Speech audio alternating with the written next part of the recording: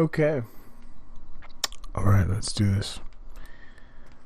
I should have showed you how to color, and I didn't because I thought it would be boring, but then I thought that I probably should explain how to color. Alright, so I think you need to go to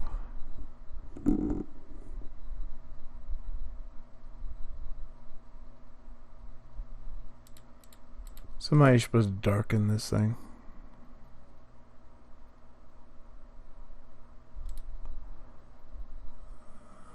Oh, there we go. Right there. Darken. Then you can open up your new white background. And then you can go back up here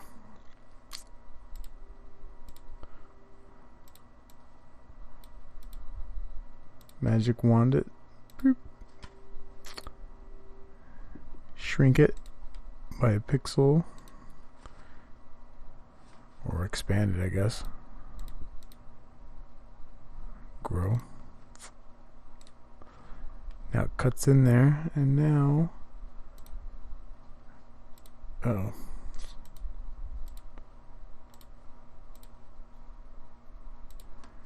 you can invert it. Select invert, and then you can add some sort of tone to everything. So I think I went for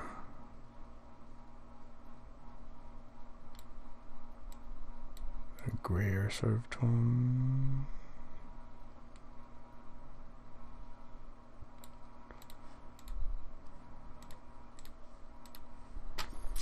Alright, from here, what I've noticed from reading Savage Dragon comics is that it's a good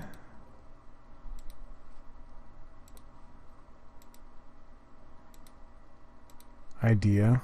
Hold on a second. Let me try to deselect the white. So hold on. Let me hit shift and try to right click maybe. Hold on.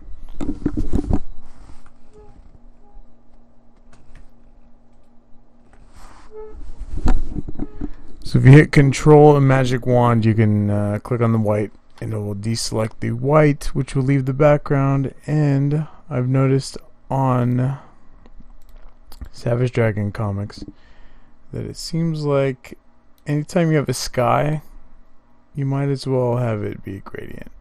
So click on the gradient button.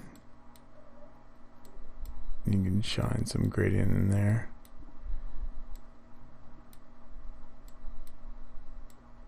Until it looks right. Which right now does not look good. Get in there.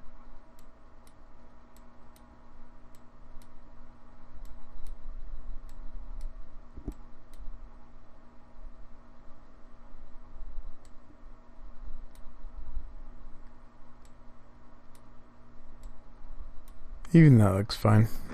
I like that one. Even though it doesn't match that one, it's fine. And then you can basically just start selecting. Let's see what it's. You want to make sure anti-aliasing is off, and you're just trying to separate foreground from background.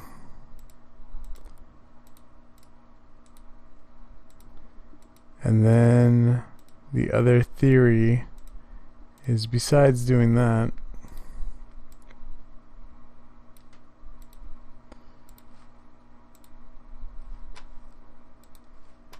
you want to add some tone.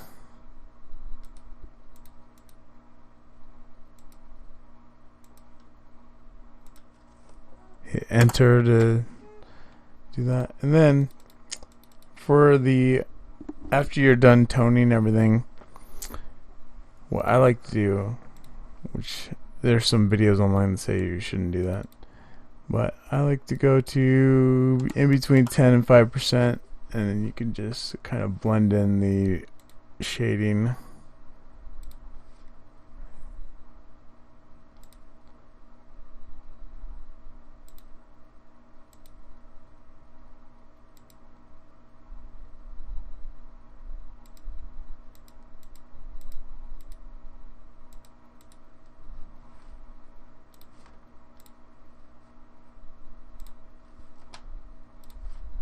And then this will be some light coming in from here. I'm sorry. So I changed the opacity to 10%, so then I can build up the white or the dark. So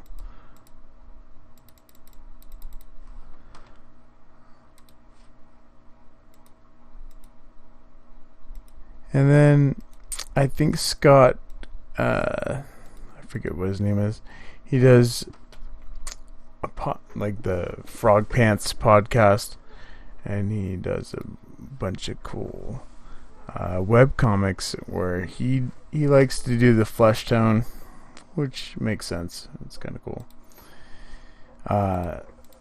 Like it gets that out of the way, so then you can just concentrate, after you're done with the flesh tones, you can just concentrate on creating the depth with the black and the white.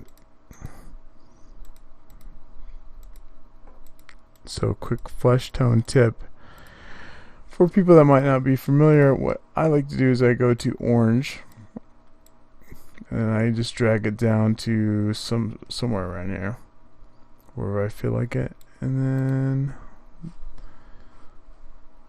go ahead and add the flesh tone, except for I don't want to do 10%.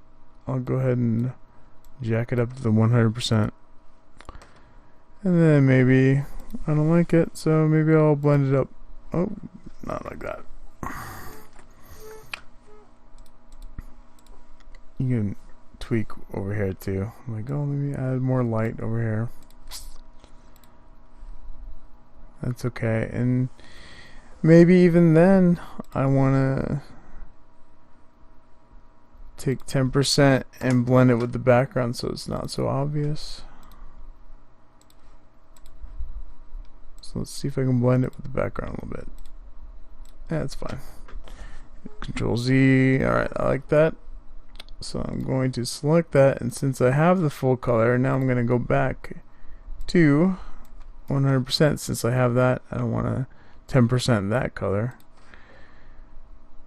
So basically you're just trying to tone the color of what needs to be colored, and then you want to add depth by shadow and highlights.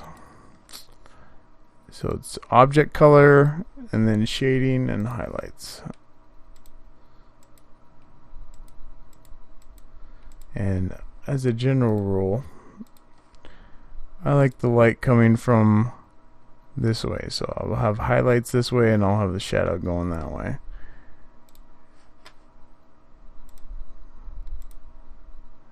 And what's cool about the boxes is you can just, since it's outlined, you can just control magic wand it, and then it will subtract it.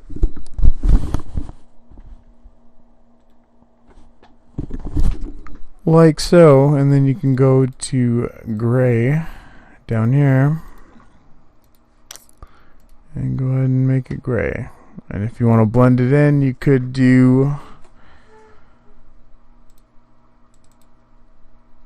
10% and blend it in that way.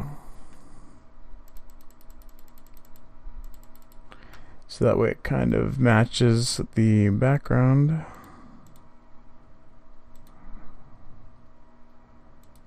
I don't know what I'm doing. What I like about Gimp is that if you screw up, they have little bubbles around the selection, so you can retweak it if it doesn't go your way. So I'm going to hit Control and magic wand so I can subtract the white.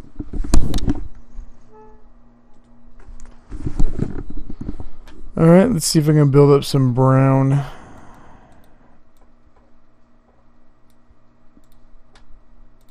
I'll do the 10% build up. There's some people that like to use I don't know, some different modes, and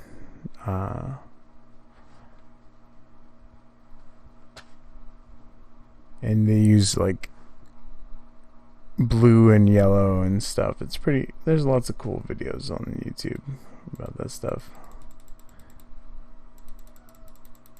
So you can kind of build it up, but it kind of took control over. I'm gonna hit Control Z because it ended up containing that contaminating or whatever. So maybe I'll go up here. You know, I have to change the blending mode to background, some sort of, or maybe I'll hit the select button and hit Control again and subtract the guy, so I can only do the background. So hold on.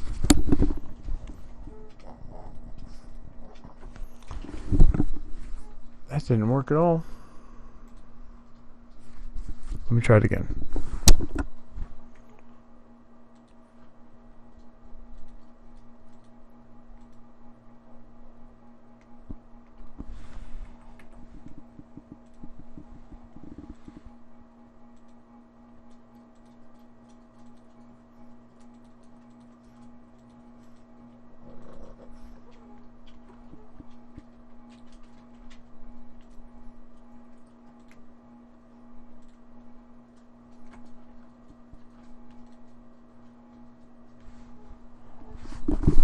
Alright, let me try this. I'm going to change the threshold to below. Let's see if I can at least separate the green from the gray. Which is not working, it seems like. Almost. Oh, I think I did it. Alright. Sweet. Alright, now I'll subtract it, and since that guy is subtracted, I'll subtract the background.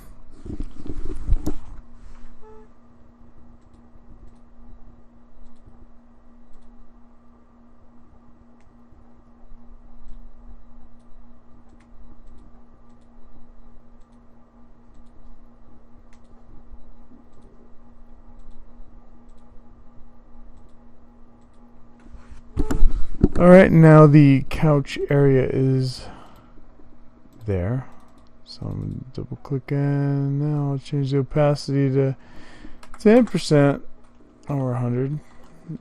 10%. Let's see if I can build it up.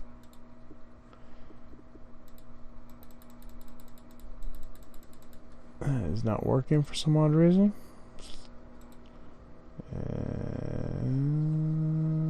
Oh, because the opacity of 0. That's not good. There we go, 10%. Build it up. And then if you like that, you can just color grab it, change the opacity to 100%, and then click on the other side and make sure it matches. And then after you have your main colors,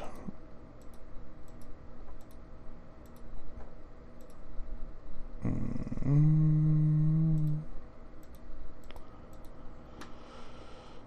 did you do, gray on that one? More brighter yellow maybe.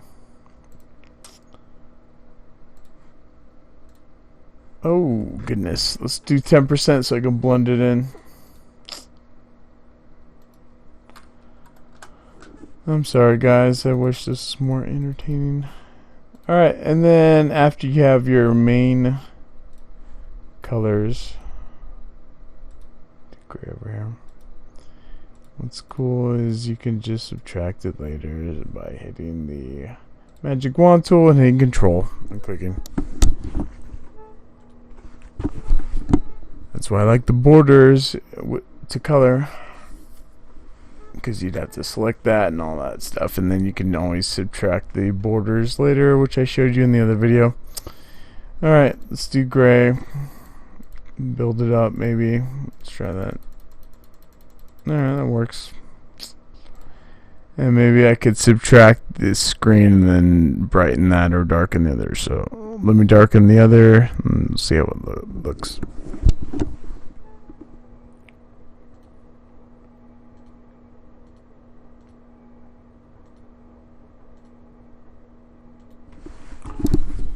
Alright, now let's click on black. Build up the black since it's still on 10% opacity. So let's build it up. Alright, and then we can add, maybe we could make this guy lighter.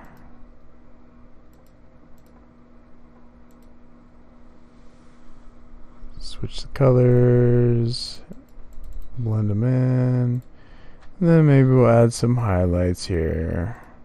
Like, oh, maybe there's a reflection on the screen. We don't know. Alright, and then from here you can do the lighting, which, you know, you're just blending it in. So there you go. Dark it. Oh, you don't like that? Control Z until it lightens up. Alright, you're just adding the highlights and the shadow.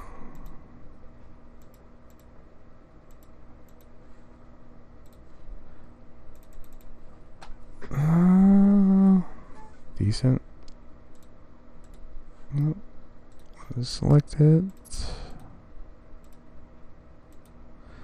because the lighting would be from the window here.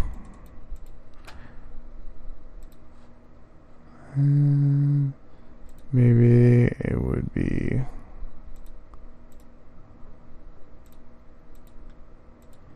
some sort of highlight off of there. Don't like that. Maybe I'll do 5%. Maybe I'll do that. It's fine. Alright.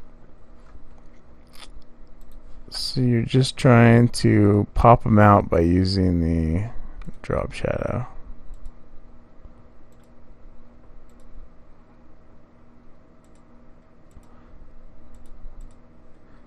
It helps pop out the characters, you know. Oh, that's not good. What happened?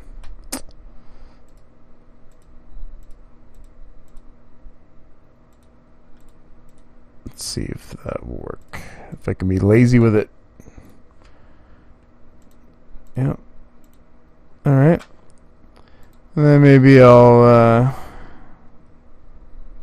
could throw in some, or you know what? Escape. You can just drag it with the selection tool and it makes it more rounded. Alright.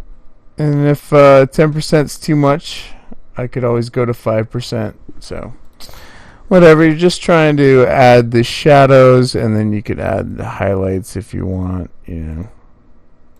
Just build them up with the 5% or 10%. And I switch between white and black, but some people recommend that you don't do that.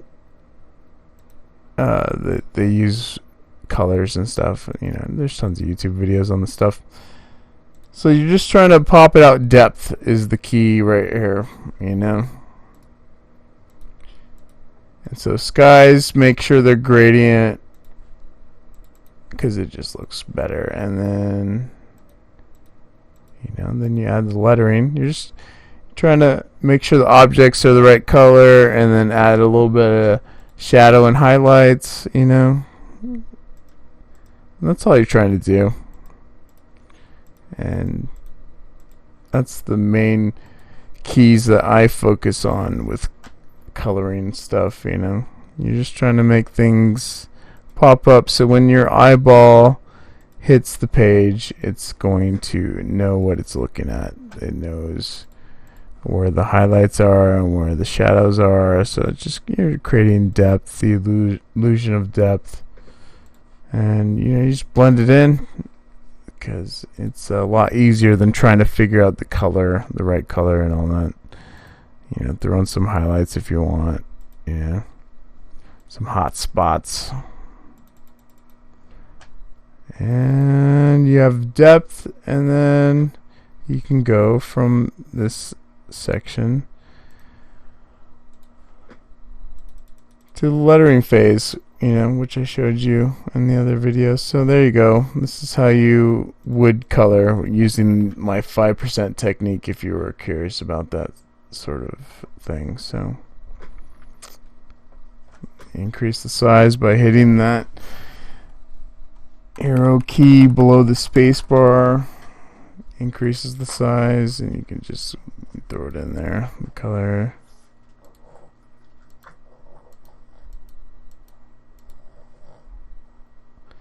That's how I color.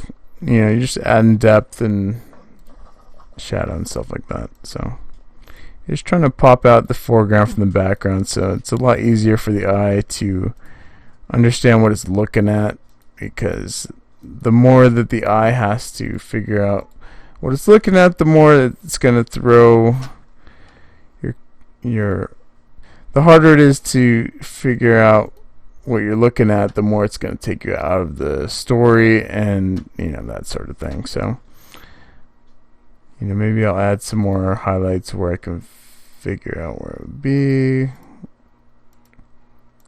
Just you're trying to add depth and that sort of thing. So not that. Control Z, flip it over to the white. We'll add some highlights, and you can go overboard with that sort of stuff.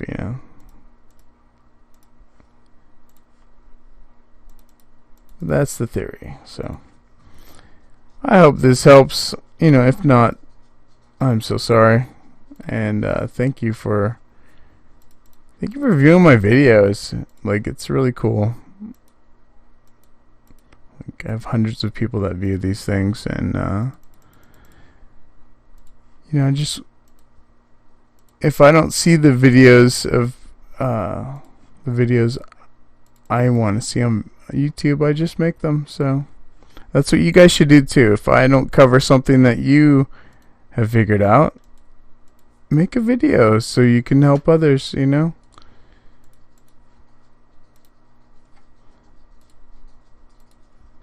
Anyway, that's how you would color, and then you can add the lettering like I did before. So thank you for viewing this stuff, and thanks. I hope this helps you guys, and it's a really quick way to color, and you're just trying to make sure you color the things to make it look right, and then you add the depth. It makes things pop out, and it really helps the eye. And you can't spend too much time on these things, because you're going to be spending hours and hours on this stuff for people to spend like 5 seconds and then they move on. So the important thing is that you make comics that you even if the art isn't like perfectly up to your standard, just get it out there, because it's if every comic you make, you're one step closer to being that better of an artist. So make comics. Don't wait until you're not ready yet. No, make comics.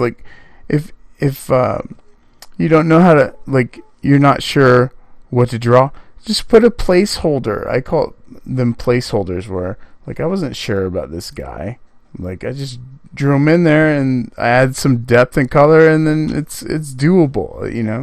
The important thing is that you make the comic. Don't wait until you're perfectly ready to make comics. It takes 10,000, David Sim has an article about it, 10,000 pages, because there's some theory about 10,000 hours to be great at anything. Here's 10,000 pages. Keep making comics, that's how a lot of people get started. They didn't wait until they got published and then figured it out. Make comics right now, dude. There's nothing stopping you guys. There's Inkscape, there's Gimp, there's all these programs that are free.